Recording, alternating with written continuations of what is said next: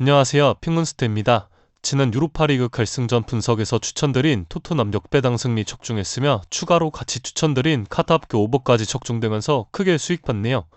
역시 이런 매치업에선 결승전은 무조건 카드가 많이 나올 수밖에 없다고 생각했었는데 무려 7장의 카드가 나왔었고 경기 시작 시간에 가까워질수록 카드합교 오버 배당이 크게 하락하는 모습이더라고요. 이제 시즌이 끝나가는 것은 아쉽지만 그래도 잘 마무리해보도록 하겠습니다. 그럼 오늘 경기 분석 시작합니다. 첫 번째 경기는 코모와 인터밀란의 경기입니다. 코모는 지난 시즌 세리에 B 준우승을 기록하며 승격에 성공했고 첫 세리에 A 무대에서 현재 10위라는 기대 이상의 성적을 기록 중인데요.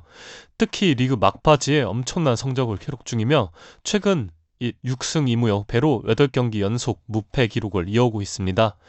또한 코모의 구단주가 이적시장에서 많은 돈을 쓸 수 있는 사람이라는 점과 미래가 촉망되는 감독이 세스크 파브레가스가 다음 시즌에도 함께할 것이라는 점에서 앞으로가 더더욱 기대가 되는 팀이죠. 세스크 감독의 전술은 확실히 차별점이 있는 것이 이탈리아의 언더독 팀이지만 플레이 스타일은 전혀 이탈리아의 팀처럼 느껴지지 않습니다.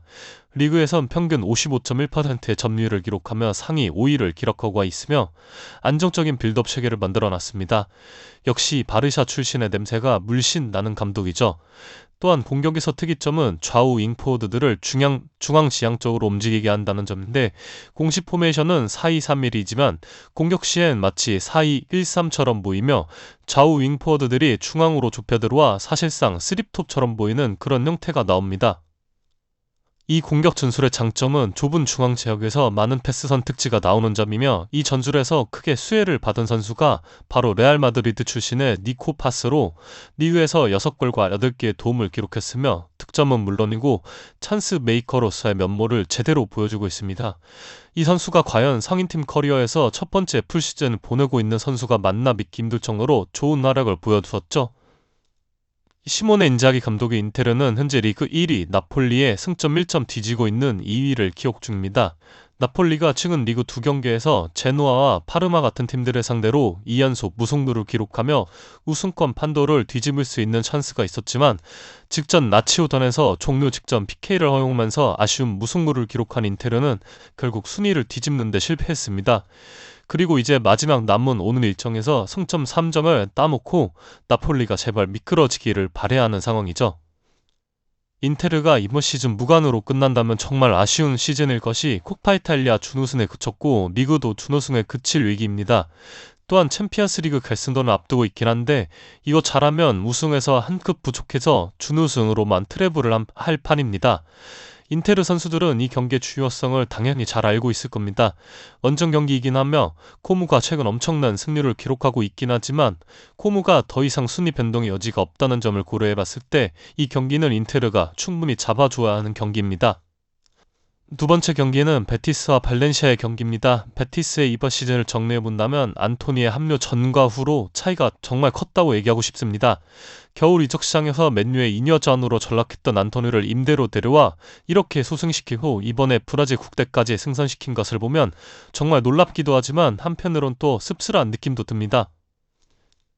베티스는 최근 리그 3경기에서 0승 2무 1패를 기록하면서 챔스권 진입 기회를 놓치게 되었고 마지막 라운드 결과와 상관없이 유로파리그 진출권인 6위가 고정되었습니다.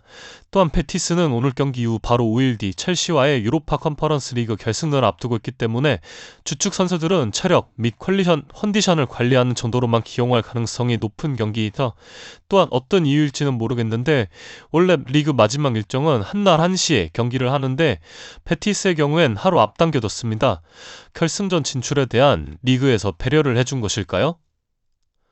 발렌시아는 지난 25라운드까지 리그 18위 강등권으로 이번에는 진짜 강등이 되는 것이 아닌가 싶은 모습이었는데 코르베란 감독을 선임한 이후 180도 달라진 모습으로 현재 리그 12위까지 올라왔습니다. 하지만 리그 10경기 연속 무패 행진을 달리다가 최근 2경기 연속 무득점 및 2연패를 기록하며 주춤하게 되면서 유럽 대항전 진출권 진입 가능성은 사라진 상황입니다. 마누엘 페예그리니 감독의 베티스를 얘기할 때 항상 정말 강력한 이선을 보유한 팀이라고 얘기했습니다. 현재는 안토니와 이스코 두 선수가 이끌고 있지만 예전엔 페키류나 카날레스 같은 선수들이 있었었죠. 그리고 또 같이 하는 얘기 중에 그에 비해 아쉬운 건 삼성 퀄리티라고 얘기했습니다.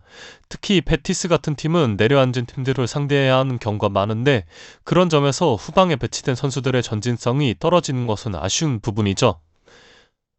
앞서 말했듯 베티스는 결승전 일정을 앞두고 있고 라리가의 배려인지는 모르겠지만 프리미어리그 마지막 일정 이후 고작 3일 쉬고 유로파 컨퍼런스 리그 결승전 일정을 치러야 하는 첼시라면 베티스는 라리가의 배려인지는 모르겠으나 무려 5일 쉬고 결승전을 준비할 수 있게 되었습니다. 이 휴식 기간의 차이는 결승전에서 매우 유의미한 차이가 날 것이라고 예상하는 것이 첼시의 마지막 리그 일정은 노팅엄 먼정이고 챔스권을 다투고 있는 두 팀의 경기라는 점에서 매우 치열한 것으로 예상이 되기 때문이죠. 잠시 얘기가 옆으로 빠졌는데 아무튼 베티스는 이 경기에서 이스코나 안토니 같은 선수들에게 휴식을 줄 가능성이 매우 크고 출전한다 하더라도 아주 짧은 시간만을 들 것입니다. 가뜩이나 삼섬이 아쉬운데 이 선에 무게감까지 날아든다면 베티스는 그저 그런 팀이 되겠죠. 때문에 저는 이 경기 발렌시아의 역배당 승리도 좋아 보이며 추천픽은 발렌시아의 플러스 0.5 핸디캡 승리입니다.